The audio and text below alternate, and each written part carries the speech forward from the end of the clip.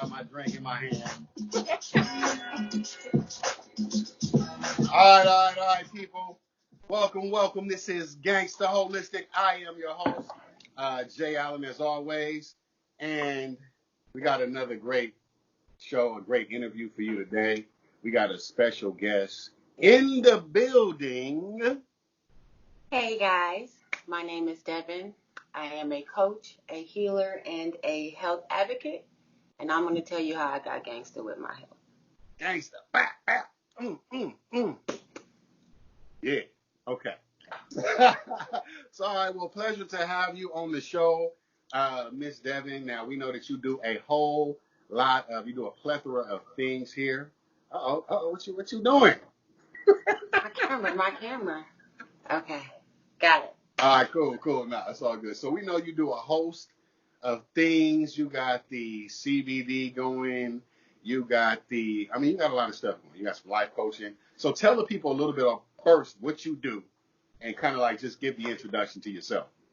Okay. So Yeah. I actually life coach. It's called Beautiful Mind Life Coaching. I also have my CBD business, which comes with my CBD pain bombs, all natural. I make everything myself. I have my edibles that I do that are also infused. And I actually coach women's basketball as well. You coach women's basketball? Yes. Oh, wait, who are you coaching now? I'm actually... Don't make me change my face. No, I'm actually the assistant coach at LA Southwest College. Shout out to all the ballers at LA Southwest College right now. All the ballers, okay? All right. So go ahead. This is like your platform to kind of tell your story and stuff like that. So I'm going to go ahead and let you do your thing. For me, it actually started about, I'd say, 2008. Okay. My mom started to get really sick with mental dis-ease. And how old was your mom about that time? She was actually in her 40s. Okay.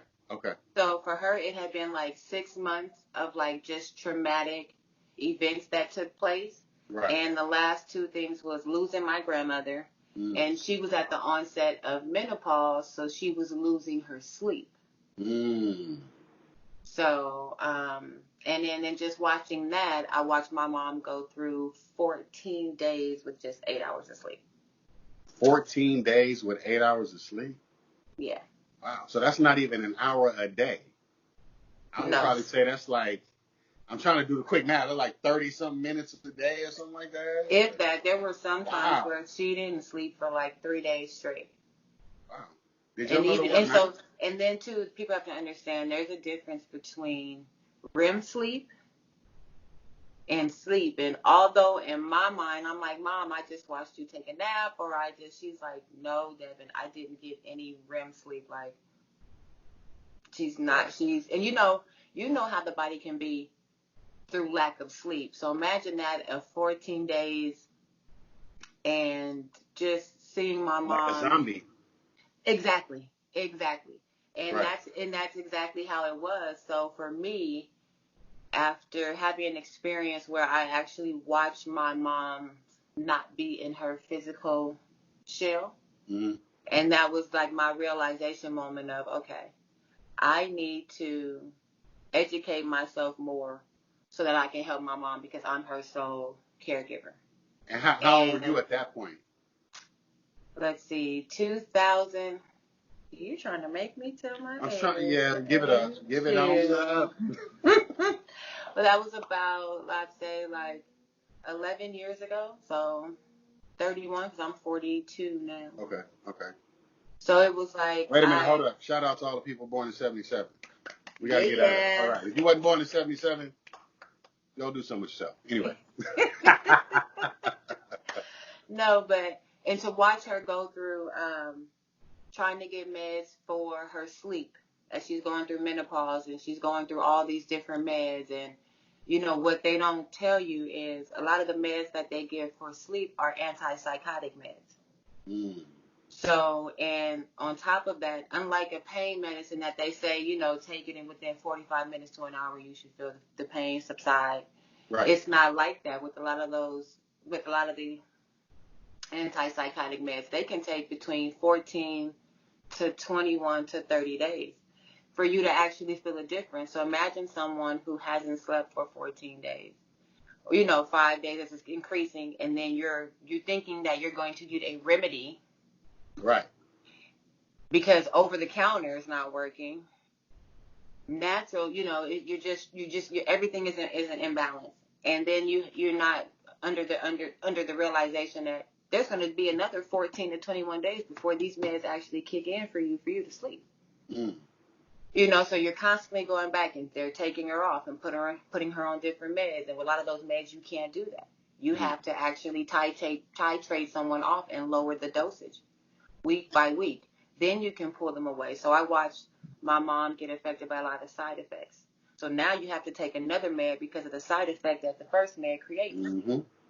You know what I mean? You know what? The doctor will actually, I've had doctors actually tell me that. I tell them about a side effect. Oh, well, if that side effect happens, we got something for that. And then we got something for that. So like you didn't have anxiety before? My mom didn't have anxiety. She take these pills. They gave her anxiety. They cause the racing chest. They cause suicidal thoughts. They can increase insomnia, confusion. So now I need to give you a med for the anxiety. So now I need to, you get what I'm saying? So the only way I could help my mom was educate myself. So I jumped into pharmacy tech school. Mm-hmm.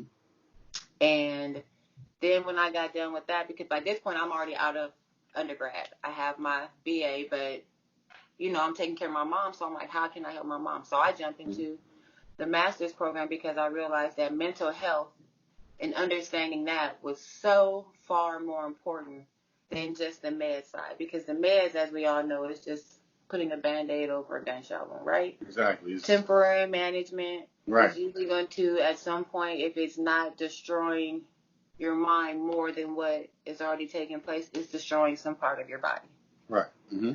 So I got into more natural ways because my granddad also had MS. So I was already into the field of knowing what medical marijuana could do for cancer patients, MS, easing the pain, being able to help them acquire an appetite, because a lot of these meds that they put you on take an appetite away from you.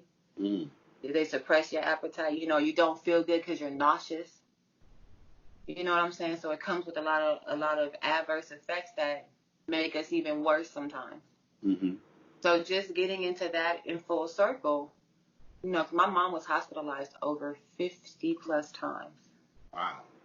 I can say about 100 times if you count from 2008, which was her first initial. We had to place her on a 72-hour hold. And then from there, I can say almost probably 75 to 100 times in different spans, whether it was 72-hour hold, 5 days, 7 days, 30 days, 70 days. Wow. And you just really... So describe to us, like, the wear and tear that kind of took on you, not even physically, but mentally. So it's a lot. Right. I tell a lot of people that I initially got into the master's program to get a better understanding of how I could help my mom, and it ended up saving my life because it taught me about self-care, which is extremely important. And every chance I got to write a paper or to write something, I picked, because my mom was diagnosed bipolar with schizoaffective features. So I did every paper, I looked up every... Like, say that again, I don't think the people heard you. Bipolar with schizoaffective features. Okay. And it just gave me a chance to just research the different levels of bipolar, how I could recognize it, being able to talk to her doctors in a way and use certain medical terminology where we both had an understanding, and I could understand what he was saying and he could understand what I was saying, because initially they had misdiagnosed my mom with major depressive disorder. Because a lot of people don't understand that manic episodes look very goal-oriented. Mm-hmm. So a person can get a lot accomplished in a manic episode, and it will look very normalized if you just saw this person in a very depressed state.